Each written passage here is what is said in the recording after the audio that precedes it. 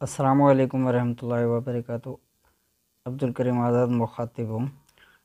आज आप दोस्तों की खिदमत में एक ऐसा नुस्खा लेकर हाज़िर हुए हैं जिसके इस्तेमाल से यूँ तो ढेरों फ़वाइद हैं, बिलखुसूस गठिया के दर्दों के हवाले से और जोड़ों के दर्द, यूरिक एसिड, चाहे वो दर्द छोटे जोड़ों में हो या बड़े जोड़ों में हो, इसके लिए इंतहाई लाजवाब रिज़ल्ट का हामिल है।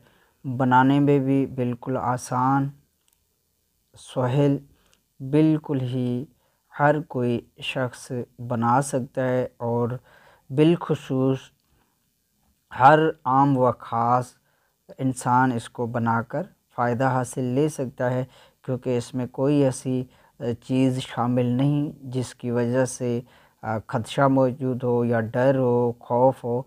तो कोई ऐसी चीज़ इसमें शामिल नहीं। तो इस बनाकर फ़ायदा हासिल करें जोड़ों के दर्दों के हवाले से, या फिर नुक्रस, यूरिक एसिड या गठिया के जो दर्दें हैं, या हाथ पाँव जो मुड़ जाते हैं और हड्डियां जो मुड़ जाती हैं, टेढ़ी हो जाती हैं, तो उसके दर्दों के हवाले से इंतहाई बेहतरीन नुस्खा है। और तरीका कुछ इस तरह होगा कि बीज लेने, ये एरेंड के बीज कहलाते हैं, तो खम हरनोली भी कहा जाता है।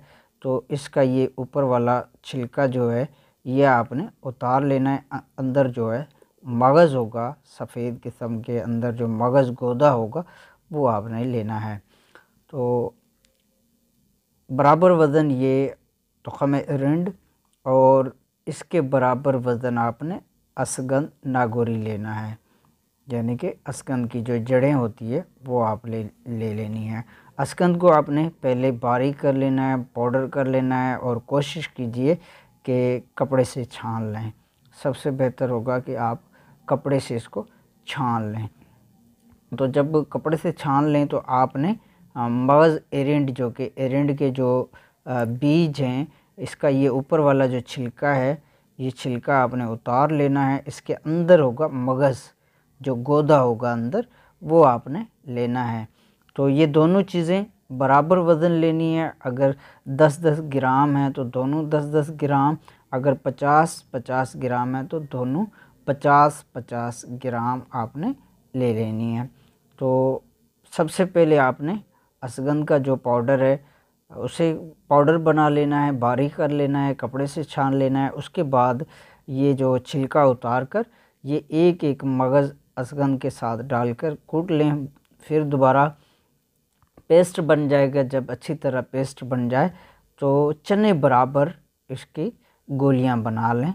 चने बराबर साइज़ की गोलियां बनाकर इसको महफूज रख लें।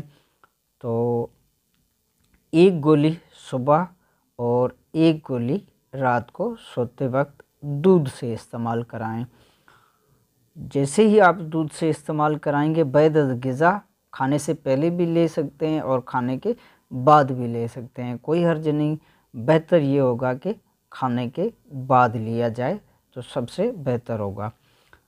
तो इसके इस्तेमाल से दर्द की जो शिद्दत होगी वो तकरीबन जो है दूसरे रोज़ तक दर्द कंट्रोल होना शुरू हो जाएगा, और जो उसकी शिद्दत होगी वो पहली खुराक से हल्की कम होना शुरू हो जाएगी। इस तरह 2 दिन या हद ज़्यादा 3 दिन में दर्दें मुकम्मल तौर पर ख़त्म हो जाएंगी।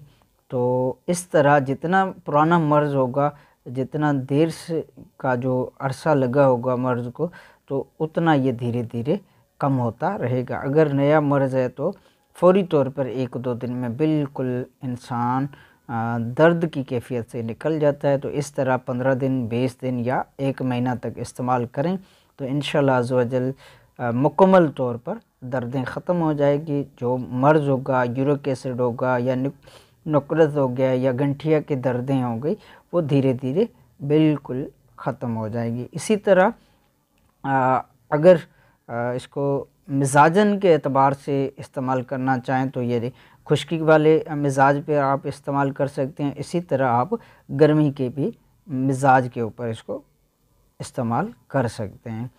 आपके दुआओं का तालिब अब्दुल करीम आज़ाद।